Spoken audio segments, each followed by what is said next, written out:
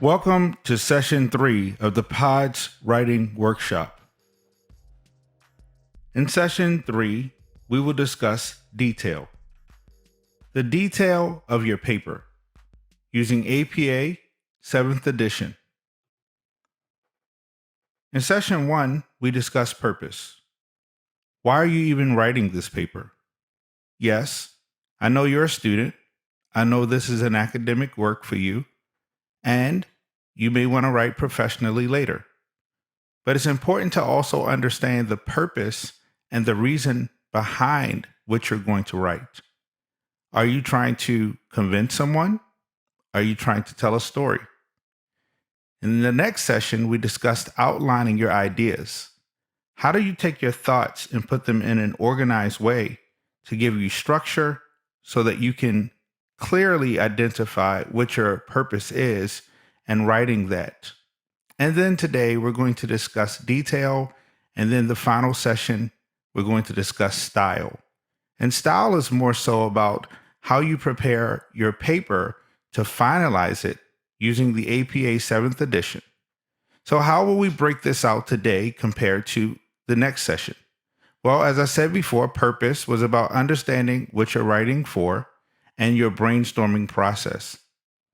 The outline was about the structure, the organization of your ideas in order, and asking someone from your pod or your group or your friends to review and read your paper to help you understand where you may not be making good, clear connections. The detail that we'll discuss today is how do we fill in the gaps of the outline? How do we take the structure and organize that in a way that it is clear, that it is written well, that it's concise, that it meets grammar, style, and other forms of APA 7th edition that include spacing, headings, and order of your paper. The way we're going to break this out is we're going to talk about APA 7th edition today, and in the next session, we will discuss in more detail the APA 7th edition around more so formatting, citations, references, and then we'll look at a sample paper. Today's focus will mostly be on the detail of the paper, such as nouns, noun strings, scholarly writing, transitions, and other forms of detail. So let's get started. First, let's really think about what we mean by effective scholarly writing. Well, so often we hear the term effective and scholarly, and they're usually combined together to make it sound as though the writing is more intense because there is rigor required in order to do a good academic paper. So when we say effective, we mean, are you getting your message across? Is it clearly being stated that what you're hoping the reader will understand is clearly being picked up by the reader? In addition to that, we're also discussing scholarly writing. Scholarly writing means that there is a order and process by which you write so that it fits into a format that other scholars can read. Again, a flow that other people can read that recognize APA 7th edition or whatever form or style that you're writing in. But all of that formatting helps you to really get across some key things here. The first one is in effective scholarly writing, you have to consider continuity and flow. Continuity and flow is about how do you make sure your ideas are continuous and that they flow into one another. When we say continuity, we also speak about we don't make a assertion and then jump to the conclusion without tying the two together. The transitions, those transitions help us to understand if we end a sentence one place, how do we keep the flow going to the next? We also will talk a little bit about noun strings, and I'll show you some examples of transitions and noun strings because that's very important to note. Conciseness and clarity. Are we just using words, kind of like wordiness and redundancy, just to fill space. With conciseness and clarity, we're ensuring that we are being very strict in what we're trying to get across, and we're being very strict about how we're saying what we want to get across. So we're being very limited in our words, but making sure we use the right amount of words, conciseness, and being clear in what we're stating, versus just using a lot of words, wordiness, and being redundant in our statements, stating the same thing more than one way just to fill up the page. With sentence and paragraph length, you want to consider that every paragraph doesn't have to be a full page, and every paragraph doesn't have to be 5 sentences or 3 sentences.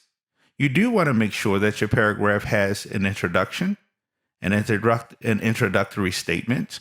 How do you introduce the statement or the topic, a topic sentence? And in addition to that, a conclusion sentence. That paragraph length is always contingent upon the conciseness and clarity of, are the 2 points encapsulated in the introductory sentence, the topic sentence, and the conclusion sentence? Is what you're stating in that paragraph clear? Is it meeting the definition of clarity? Are you explaining in the beginning and the end and then filling the middle with the detail? The tone of how you write. Are you negative? Are you positive? How are you getting across your message? Then we talk about contractions and colloquialisms. Well, what's a contraction? A contraction would be if we write the word do not, a contraction would be don't. Oftentimes, you'll see where people will write like that to try to make the paragraph smoother, clearer, or really enticing and pulling in the reader. In academic and scholarly writing, we don't use contractions and colloquialisms unless they are quoted and they are something that we're using from another writer's perspective. In a contraction and colloquialism, it often will pull away from the scholarly nature of the writing by trying to smooth out something that really requires more detail.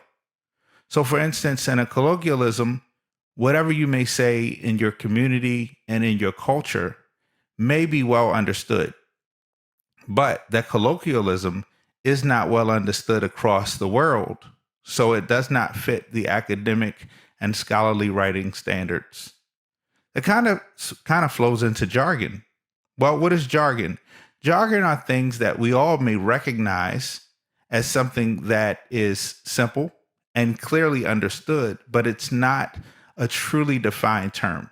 It's just jargon. It's something that you would say that others may recognize, but they don't really see it as academic or scholarly. It just fits into a simple way of describing something. So again, jargon, colloquialisms, and contractions are always no-nos because they remove the rigor and the scholarly nature in our writing. What about logical comparisons? We want to make sure that when we make a statement and compare two things, that we are comparing two types of apples, not apples and oranges. Unless your comparison in the apples and oranges is that of a contrast, you don't want to make the statement that the apples and oranges are the same. So using logical ways to consider how you make your statements and how you compare things. What about anthropomorphism? Anthropomorphism is about bringing human qualities or traits to things and giving it and assigning it emotion, feelings that humans have, but have nothing to do with the actual object being described.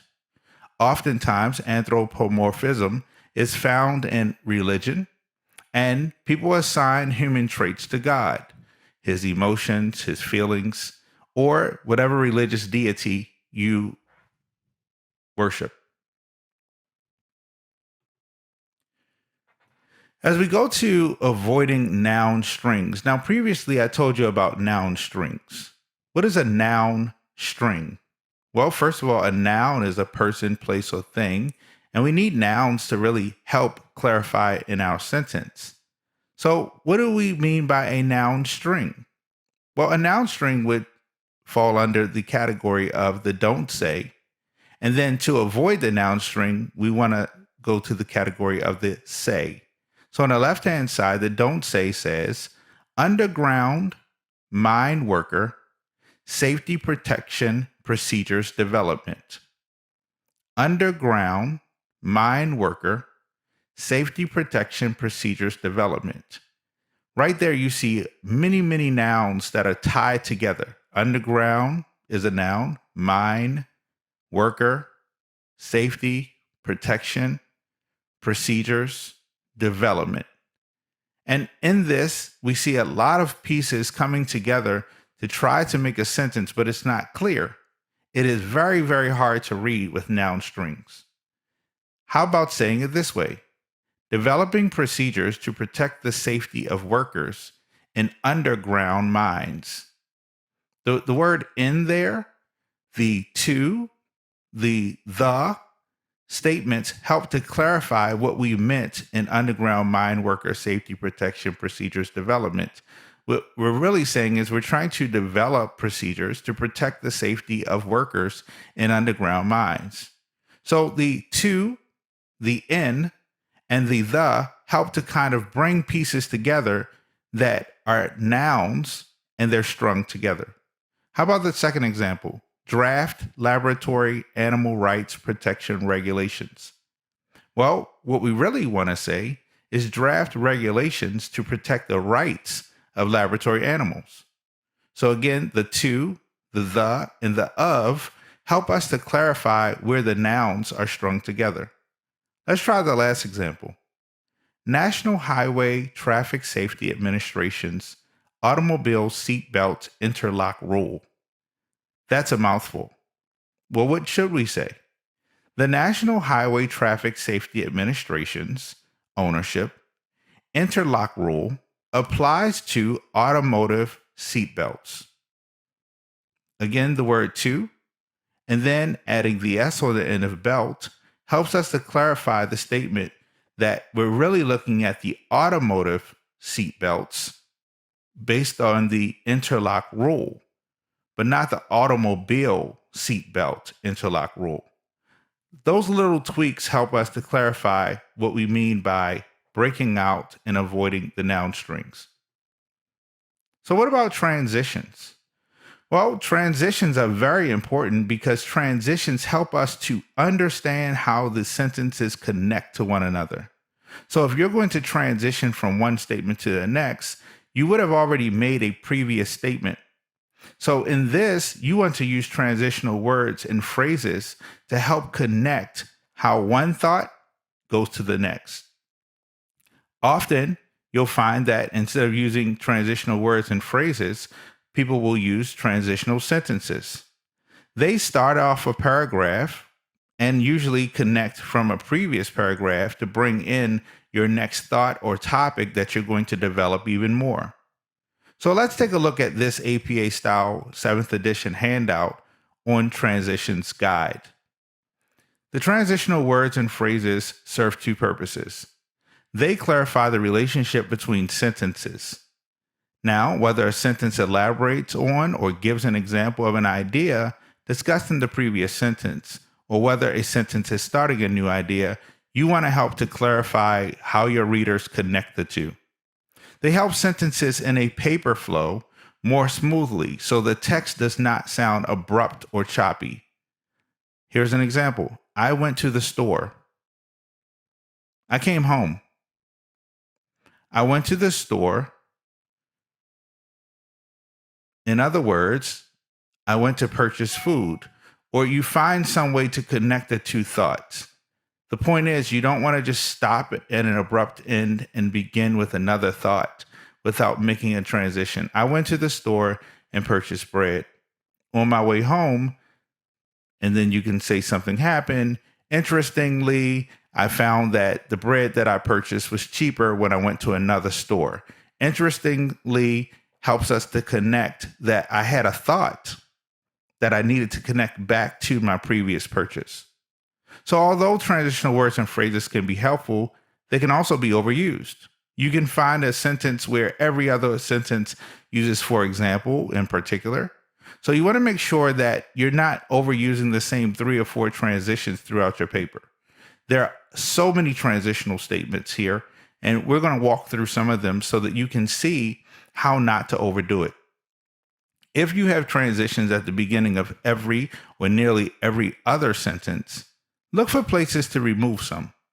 It's okay not to have a transitional phrase in every other sentence. It's okay not to have a transitional phrase every now and again. You only need them when you need to make a connection. So here, for example, if you wanted to explain in a different way, you can say that is, comma, in other words, comma. If you wanted to illustrate, you could say specifically, comma, for example, comma, as one example, comma, in particular, comma.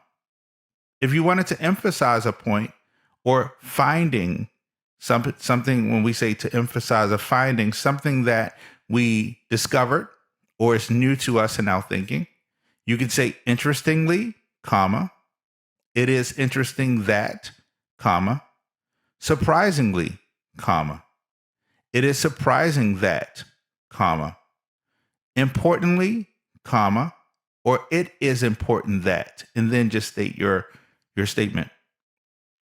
What about if you wanted to present your own idea or argument? It seems plausible that, it seems reasonable that, it seems logical that, it could be argued that. These are all important to help to make the connection between one thought to the next. And this is why we're stopping and really slowing down here, because it's important to find opportunities to see other ways to transition and connect our thoughts. To show cause or consequence, you may say as such, consequently, therefore, and thus. To show contrast, you may say by contrast, conversely, however, although, nevertheless, nonetheless, notwithstanding, and you may start something off before notwithstanding. That's why there's a blank there. On the other hand, or on the one hand. To show additional examples, you may look at similarity or similarly, in a similar manner, in addition, additionally, moreover, furthermore, or another study. To summarize and conclude, we want to think about concluding in short, in sum, overall, in general, taken together. These findings, these again will encapsulate our thoughts into one final statement. To show a sequence of events, you may want to look at first, next, then, and finally. And also to relate to hypotheses, consistent with, contrary to, as predicted, as expected, in agreement with, in accordance with, or congruent with. All of these again float right back to our thought of how do we transition from one statement to the next. I'll be sure to share these additional examples with your instructors and with ACEE to make sure that you have a copy of this sheet. What about grammar and usage? This is what we mean by getting into the detail. We really want to think about our verb tense. Are we talking about something that is happening now or something that happened? We're going, actively doing, or we went. What verb are we using to describe our action and or a statement that had action or is going to act? Are we speaking actively or passively? I am going. I went. Well, the store is open, so I'll go to it. It's literally you just basically being passive, but I am going to the store because they just opened. I am going to the store that just opened. You are actively doing something versus passively being a participant in that action. What about the mood that you present?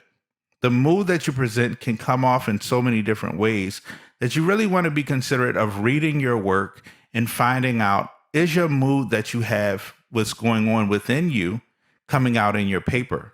Or are you academically thinking about, is what I'm trying to say and connect being understood in a clear way? Or is my mood coming off that I really don't care, or I'm having a bad day and I can't separate the two? And that's where the academic rigor comes in. The subject and verb agreement. How do you connect your subject and your verb? Are you connecting with the subject being a animal and then the verb that that animal agrees with? Or are you just completely disconnected in the two ideas? First versus third person pronouns. I, they, we, using the person's name, using the person's name in third person, describing the person by name, describing the person as he or she, always thinking about how we use grammar and usage. Editorializing means you include yourself in the idea, and that's the we, or in a singular way, you say they. They are the people that often are judged. We are the people that are often judged. Two different ways of stating the same thing, but again, two different messages come across. Pronouns for people and animals, who and that. Pronouns as subjects and objects. If you're describing a subject or an object, you would say who versus whom. Whom gave you permission? That doesn't sound right, right? So for people, you would ask who gave you permission. Now, if you're describing a subject, you may say something like, I went to my teacher, whom I asked for instruction. Who I asked for instruction versus whom I asked for instruction. Depends on how you're using the pronoun, the subject, and the object. These are all things that you guys are probably familiar with, but want to make sure we just touch on it briefly. Pronouns and restrictive versus non-restrictive clauses. That as a statement versus which as a statement. Restrictive, you're literally pointing out something, you're calling it out. That, you're being very specific. Which, non-restrictive, you kind of leave it open. Subordinate conjunctions, those conjunctions such as and, or, things that will combine two thoughts and ideas and how they fit in and support other ideas, how you tie two things together, the conjunction of two things. Misplaced and dangling modifiers, you don't know who you're actually speaking about or what you're speaking about when you're putting a misplaced or dangling modifier. No one knows exactly whom you're speaking to or what you're speaking about.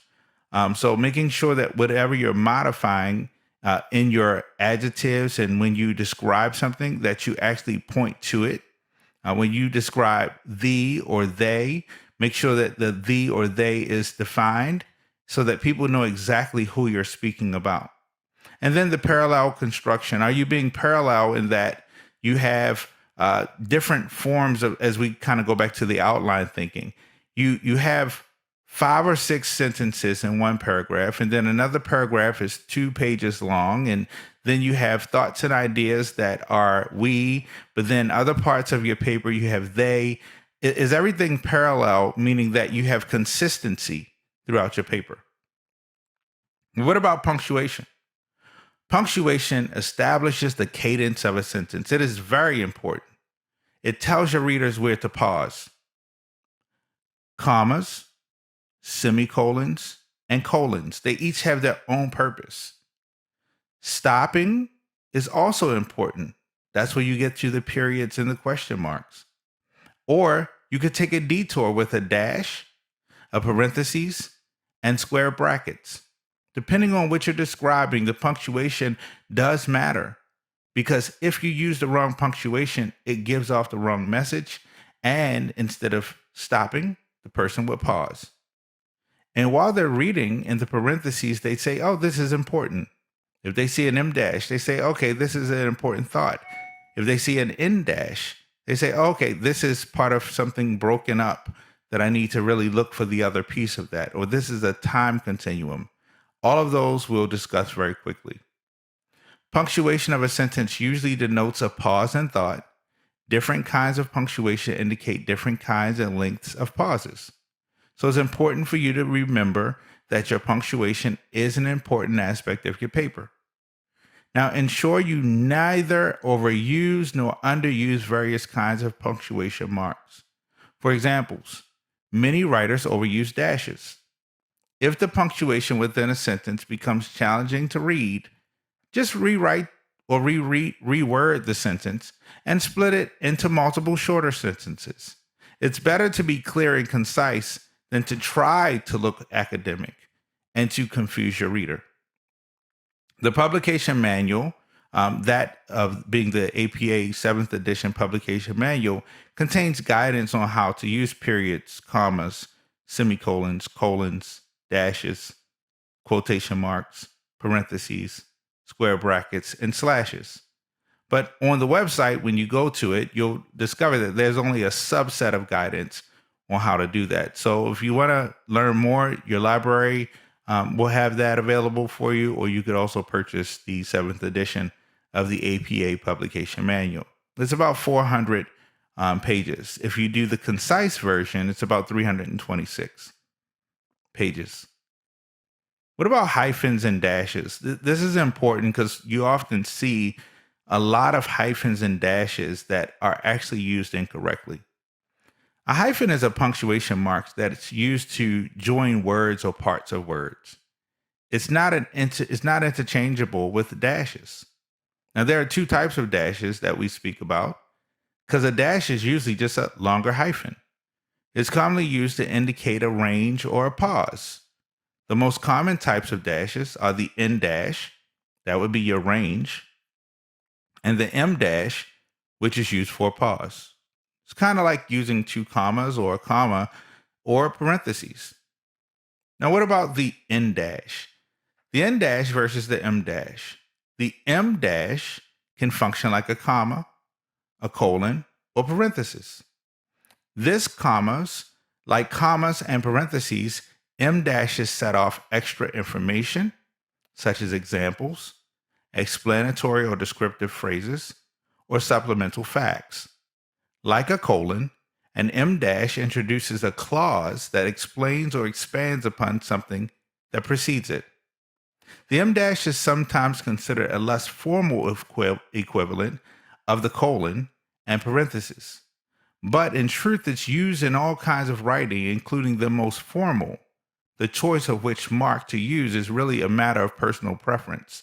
So you can use an M dash, you just have to use it properly. Now, why is it called an M dash?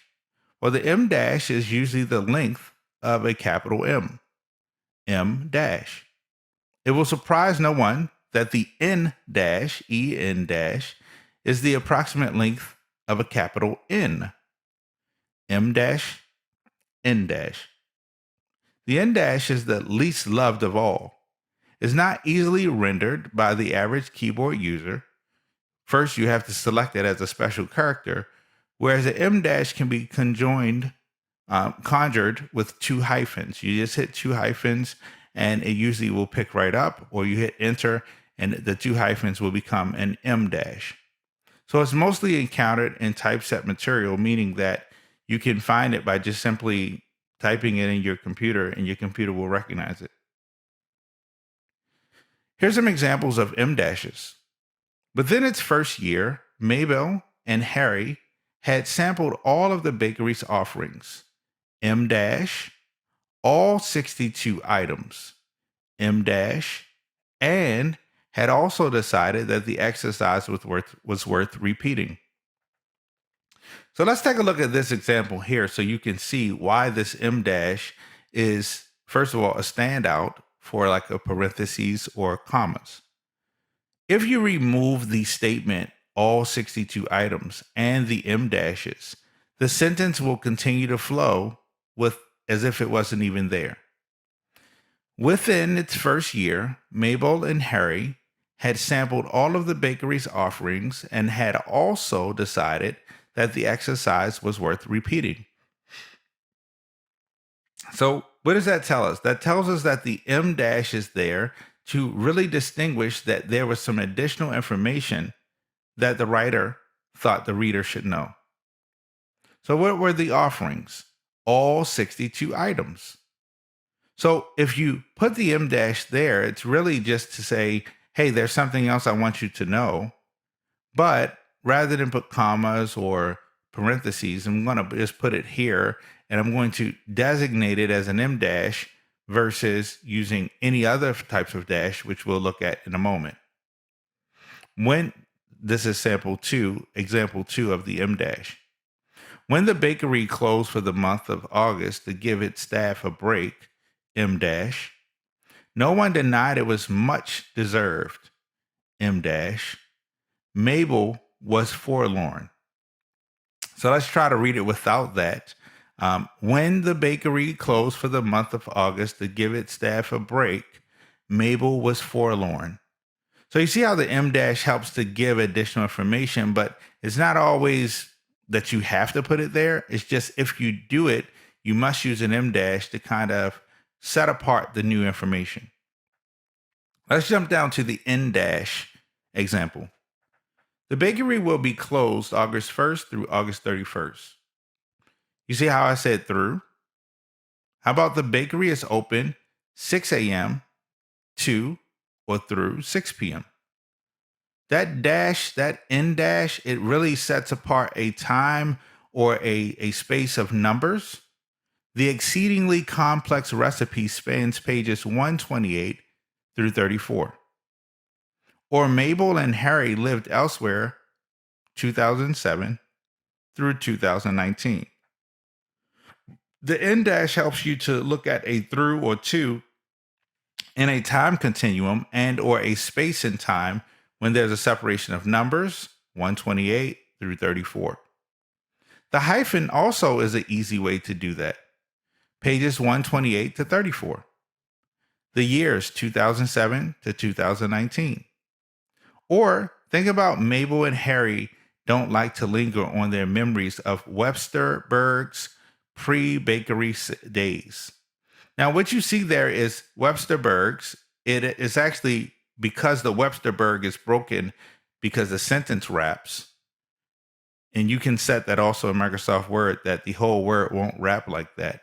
But if it does, it will put a dash there to let you know that, hey, there's something else that you need to pay attention to. Webster is not the name. The name is Websterberg. So that's where you get to the pre-dash hyphen bakery days. So again, you see the different use of the M dash, the N dash, and the hyphen. So what about the spacing after a period? Well, whenever you have a period, you want to make sure that the spacing is one space after a period or any other punctuation mark at the end of a sentence. So that's whenever you're writing an APA style. Always be considerate of whatever your instructor asks or a non-APA publisher has other requirements. Sometimes they use 2 spaces after a period, 1 space after a comma. You always want to make sure that you put 1 space because we're writing an APA style, but always ask your teacher that same question. What about the serial comma? Well, you want to use a serial comma, also called an Oxford comma, a Harvard comma, or a series comma, same thing, different words, between elements in a series of 3 or more items. Here's an example. Factors of personality include extroversion, conscientiousness, openness to experience, agreeableness, and neuroticism. Neuroticism, it's all the same, tomato. If you heard, I paused after each statement because there was a comma. Extroversion, comma.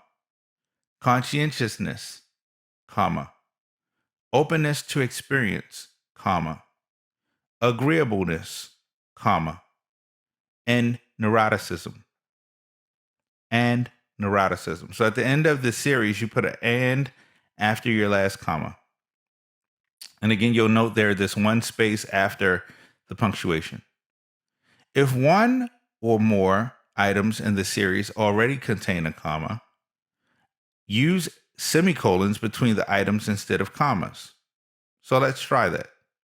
Subjective well being is characterized by the presence of positive affect, such as whether people feel happy and peaceful. So you see how the affect is described as such as whether people feel happy and peaceful. So that's the characterization by the presence of the positive affect. So since there's a new thought here, we put a semicolon. The absence of negative affect, such as whether people feel angry or bored. So you see there's a new thought there. And then you have another thought here with a semicolon because there was already a comma. So what's happening is you see after the comma, there's a description. Then because it's not a series, you have to put a semicolon. It's a new thought. It's not a continuation of thought. It's a new thought. And then the final thought, semicolon, and a high level of life satisfaction. So you see that there are three different thoughts here with three different descriptions, three different continuations of ideas, but not in a series. Italics and quotation marks. This is the detail that we have to really be cognizant of to have a good paper. Italics and quotation marks are used to draw attention to text. For example, italics are used to draw attention to key terms and phrases when providing definitions and to format parts of reference list entries, such as titles of books and periodicals. Quotation marks are used to present linguistic examples and titles of book chapters and articles in the text, and we will show examples of that shortly. When writers follow guidelines for the use of italics and quotation marks, their papers become more consistent and readable. Again, it's all about your consistency and readability. Now, note that this category addresses the use of quotation marks other than in the presentation of direct quotations. Now, direct quotations are a little different actually, and it does follow some in-text citations, which we will discuss during session 4. But today I wanted to make sure that you understood that quotation marks and italics are not just for in-text citations or when you're quoting someone else's statements. So when to use quotation marks? Now, in APA style papers, you use double quotation marks in the following cases. If you wanted to refer to a letter, if you wanted to refer to a word, a phrase, or a sentence as a linguistic example or as itself. So the last one, students wrote, "I promise to uphold the honor code" at the top of the test page. So you're saying what the students actually wrote so that you can call it out. You're going to use quotation marks. You also use quotation marks to present stimuli in the text. Long list of stimuli may be better presented in a table where quotation marks are not needed. The stimulus words were groceries, cleaning, overtime, and office. One of the things I want to point out to you is what you'll see in this presentation is also true in APA writing, is that there are quotation marks, and then within the quotation marks are your punctuation. Groceries, comma, then a quotation mark, space, quotation mark, cleaning, comma, quotation mark, space, quotation mark, overtime, comma, quotation mark. The third one, to produce material from a test item or verbatim instructions to participants. If instructions are long, present them in an appendix or set them off from text in block quote format. That's a whole nother section, and we will discuss that in session 4 because that falls into your in-text citations and how you quote things. The first item was, how often do you feel happy with your body? The second item was, how often do you exercise? So again, you're calling something out as it should be called out, but you're using quotations to recognize its separation from what it was flowing with before. First use of a word or phrase used as an ironic comment, as slang, or as an invented or coined expression. So considered normal behavior. So you see that it's an ironic comment, it may be slang, or is a coined expression. What do we mean normal? Normal may just be kind of the way that you would coin that statement, but you would put it in quotes because you're kind of calling it out. Around the title of a periodical article or book chapter when the title is used in the text. Do not use quotation marks in the reference list entry. So this is just in the text. Sherman's 2019, that's the year that you're pointing back to in your reference list. Article, Sherman's 2019 article. The art of giving feedback, you're going to put quotations around that. Addressed how nurses can give effective feedback. So you're constantly pointing back to some style or some grammar points to make sure that you have quotes and that you're clearly stating your information.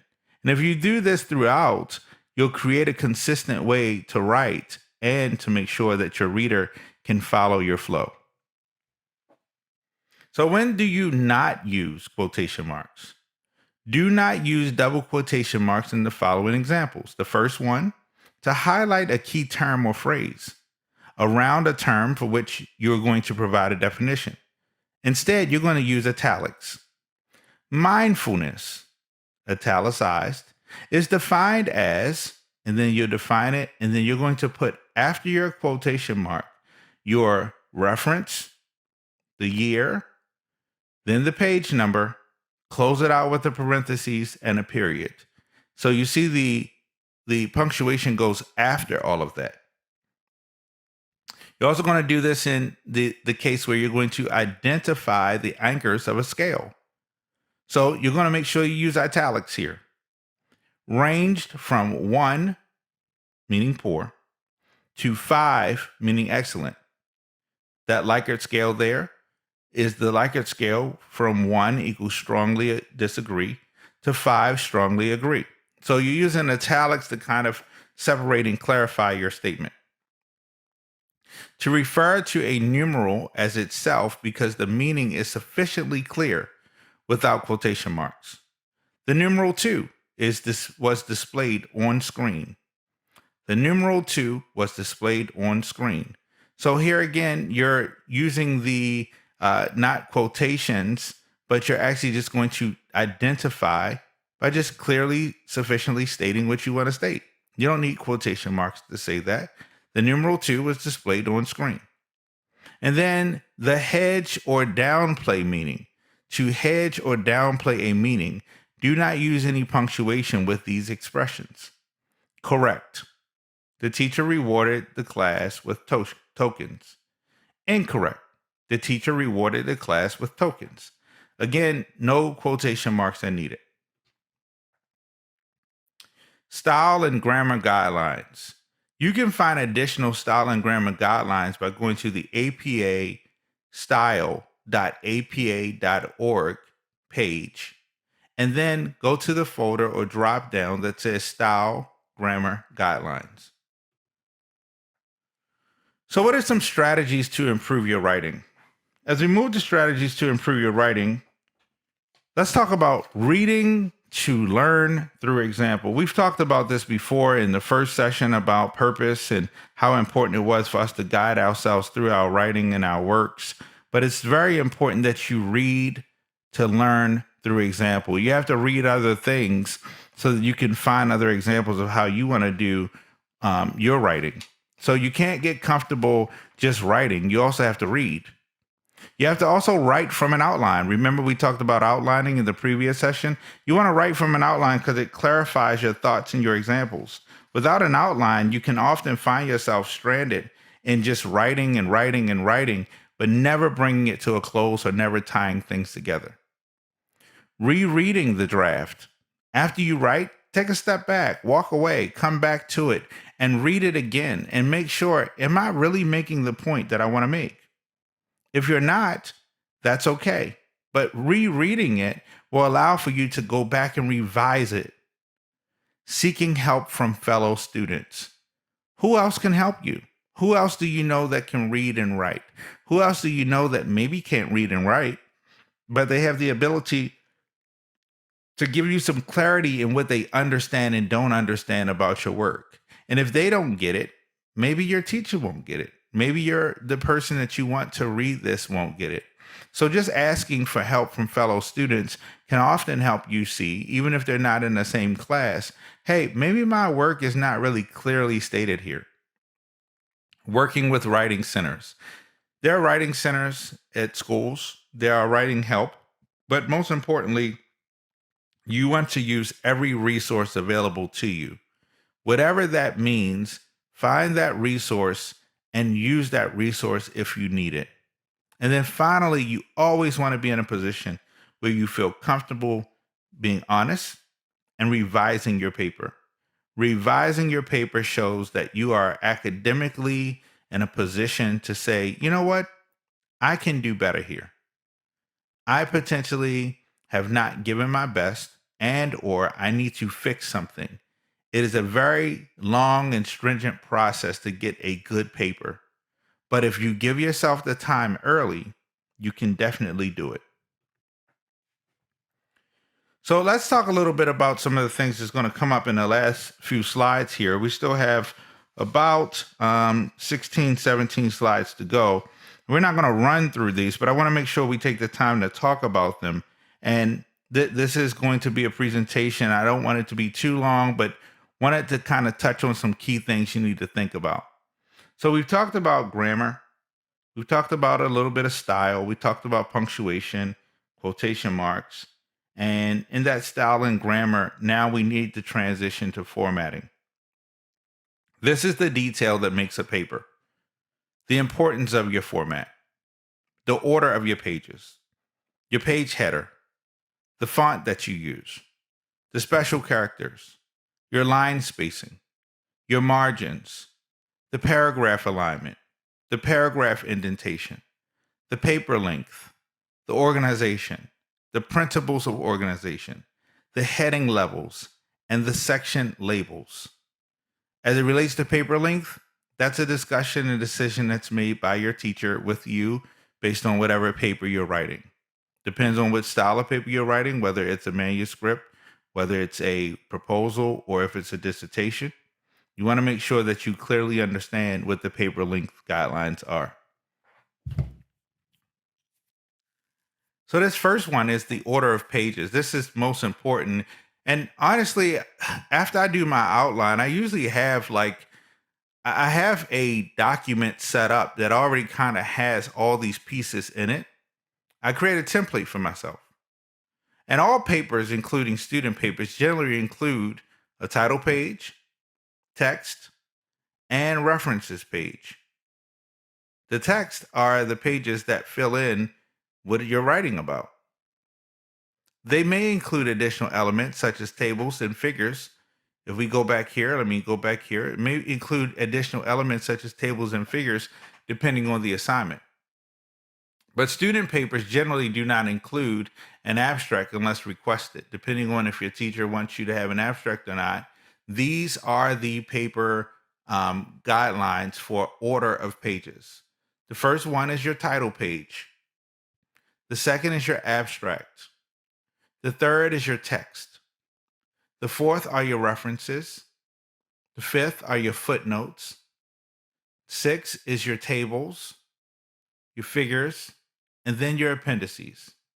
You do this in this order, you're on track with APA 7th edition. Your title page.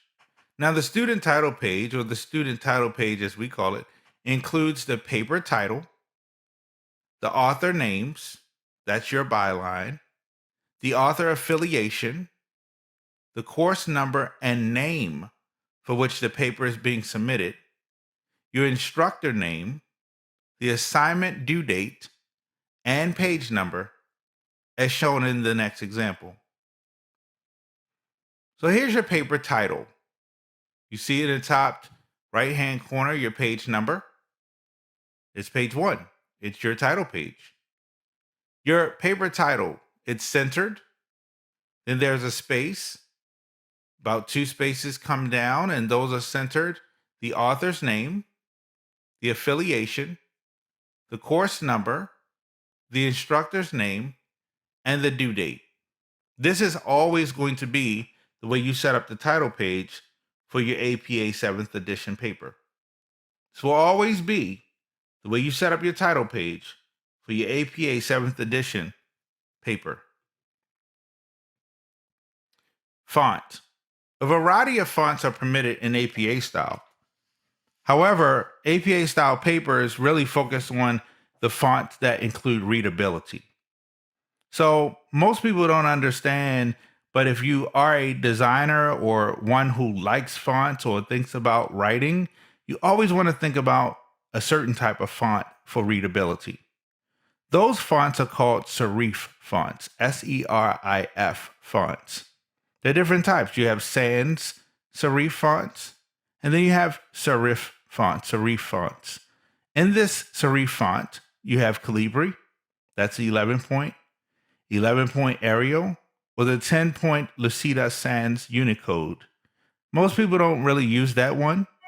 You also have the serif fonts such as the 12 point Times New Roman, the 11 point Georgia, or just the normal 10 point.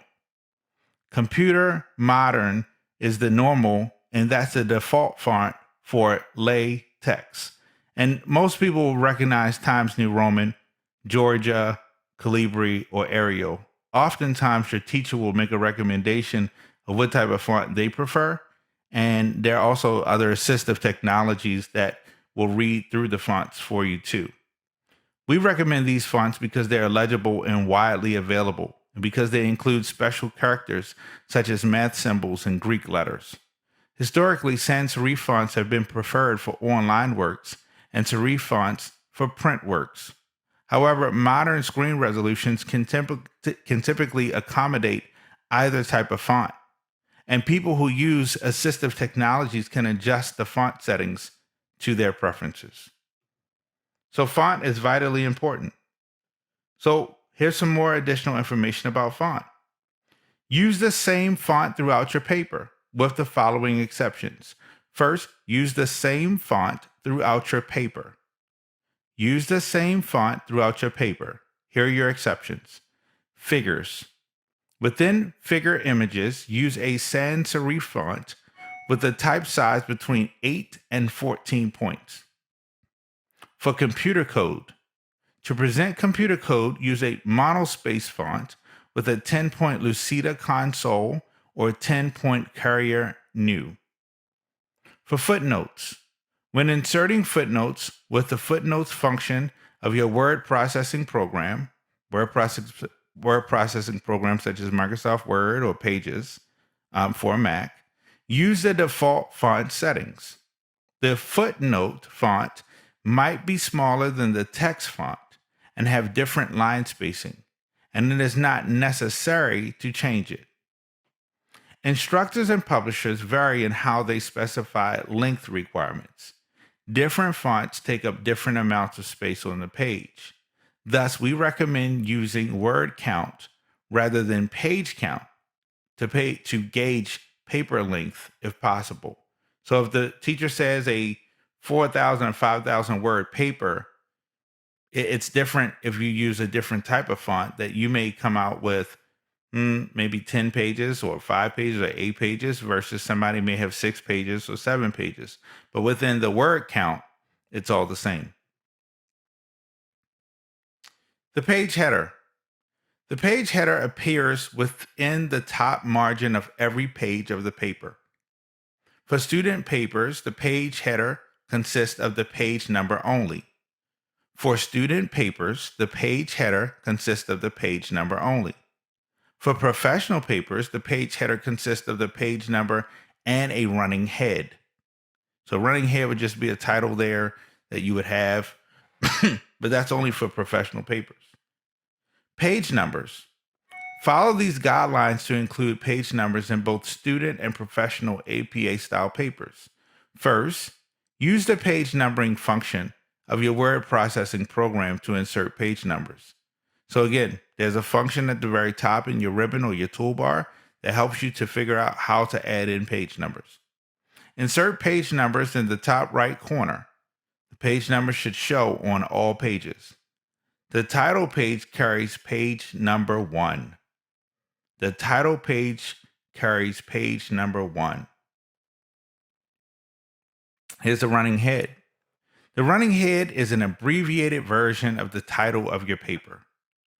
The running head is not required for student papers unless the instructor or institution requests it.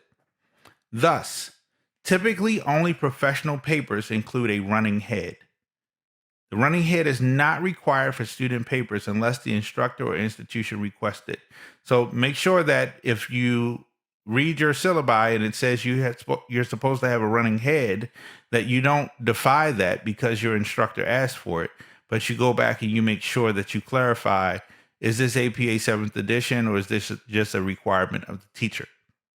Follow these guidelines to include a running head in an APA style paper. And I'll run through this just because we're only talking about if it's required. Type the running head in all capital letters. Ensure the running head is no more than 50 characters, including spaces and punctuation. Avoid using abbreviations in the running head. However, the ampersand may be used rather than and if desired. The running head appears in the same format on every page, including the first page. Do not use the label running head before the running head. Align the running head to the left margin of the page header.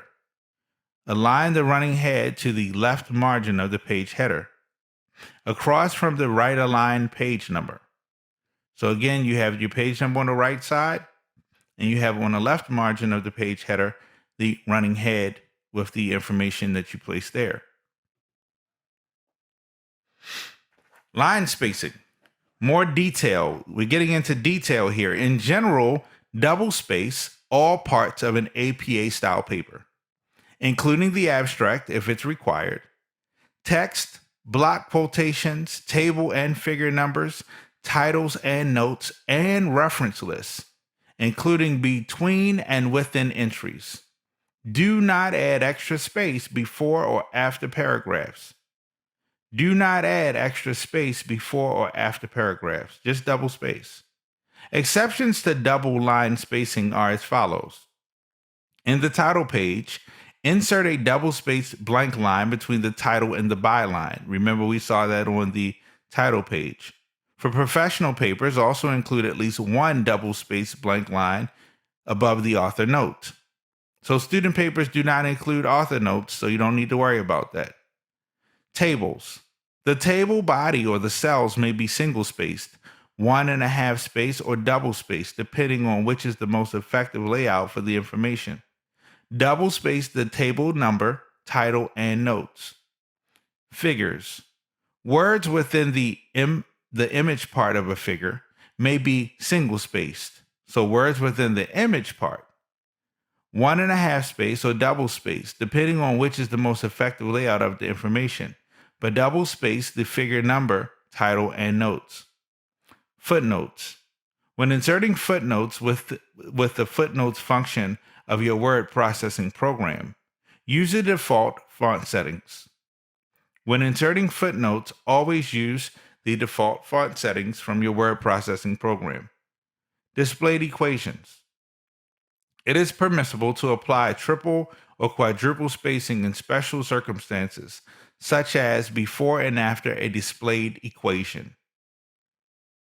These guidelines apply to APA-style student papers and to manuscripts being submitted for publication.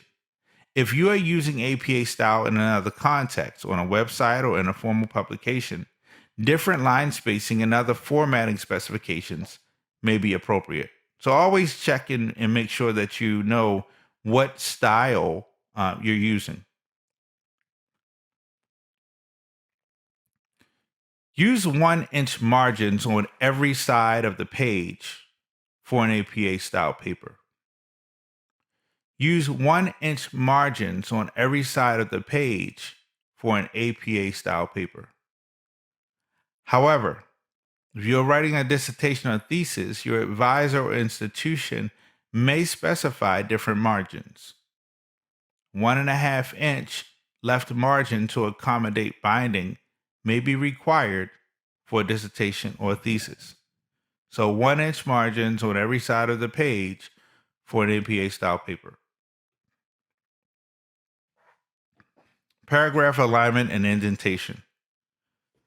The APA style includes guidelines for paragraph alignment and indentation to ensure that papers are formatted in a consistent and readable manner. All writers should follow these guidelines.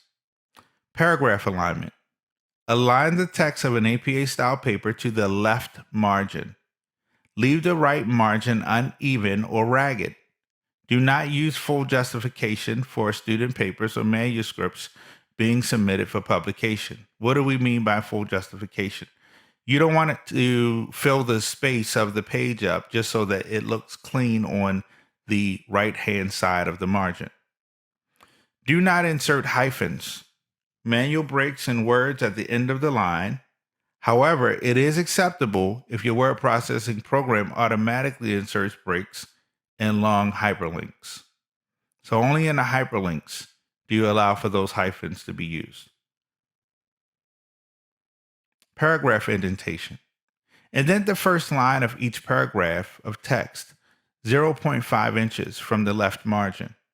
Use the tab key or the automatic paragraph formatting function of your word processing program. So there is an automatic paragraph formatting function within the word processing program, and the default setting is likely already 0.5 inches or 1/2 of an inch.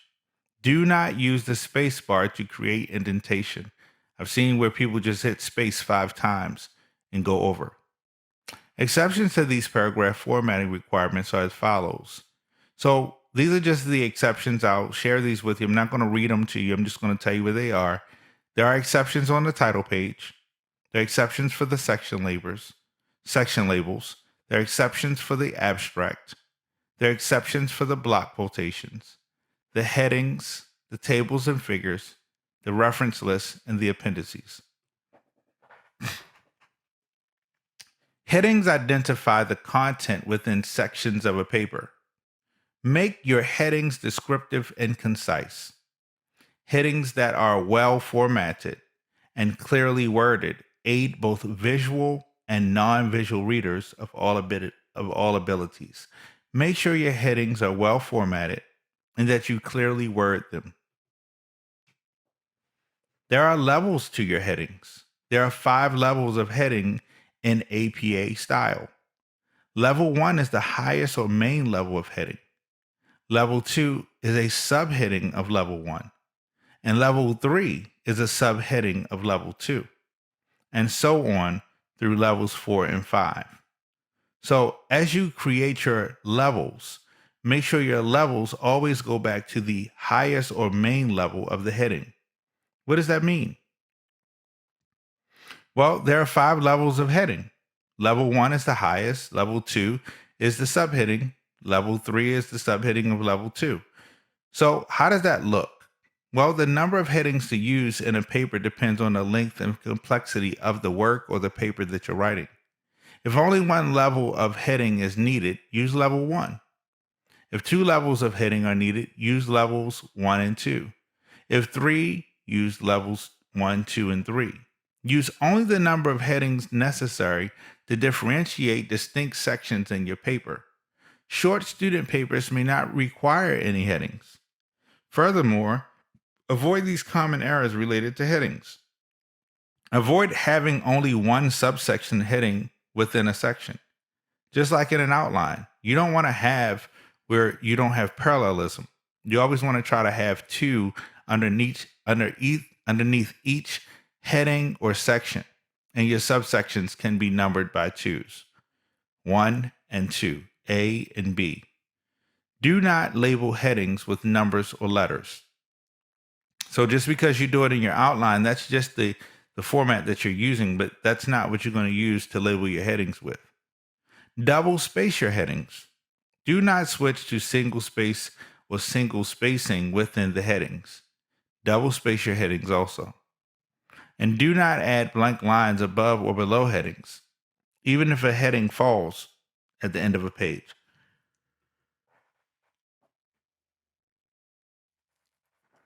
What about the format of your headings? This is what we meant by levels 1, 2, 3, 4, and 5. And we'll see a sample paper before we close out today. First, level 1. You want to center, bold, and title case that heading. Then you begin the text with your new paragraph. At level 2, you want to flush left, bold, and title case that heading. Then you want to go ahead and begin the text to begin that new paragraph. For level 3, you're going to flush left, bold, italic, title case that heading, and then begin your text. And then in your 4th level, you're going to put your text right after your heading, and the same thing with your 5th level. What you're doing is you're creating an organized way for someone to follow your thinking and your processing of your paper, to let them know all that you're doing and how you're going to flow through your works. Headings in the introduction. Because the first paragraphs of a paper are understood to be introductory, the heading introduction is not needed. You don't need to put the introduction. Do not begin a paper with an introduction heading. The paper title at the top of the first page of text acts as de facto level 1 heading.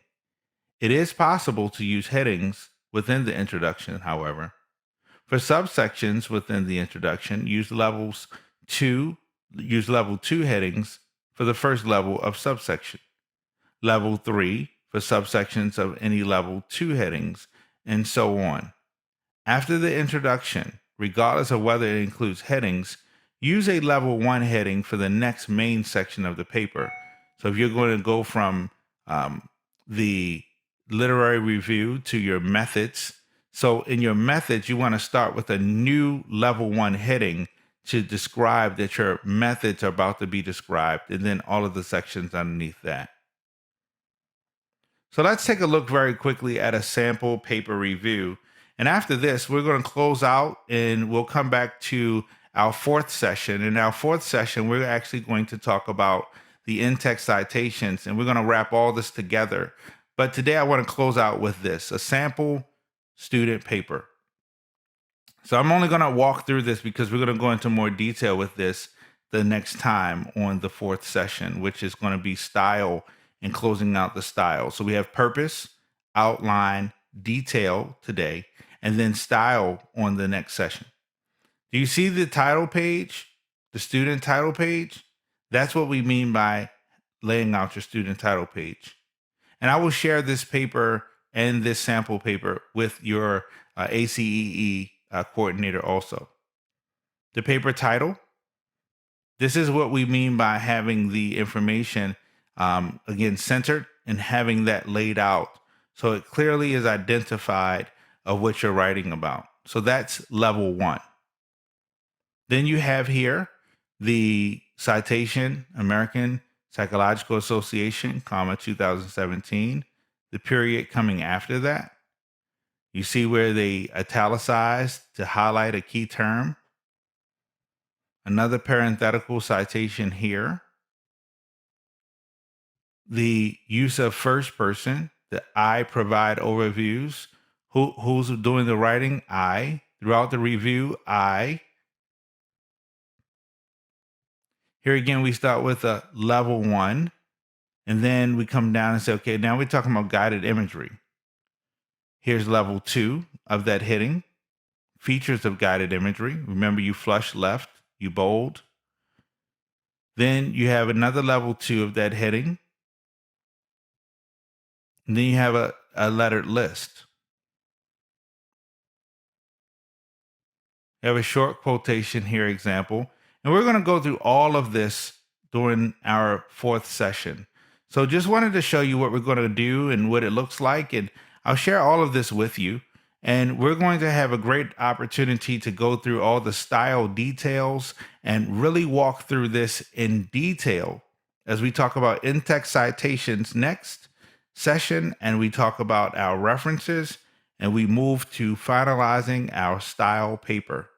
It's been a pleasure sharing all of this with you, talking to you, and I will be sharing all of these resources and tools in an email with your ACE coordinator for you to be able to use. And I look forward to hearing from you and providing more additional information in session 4. See you then.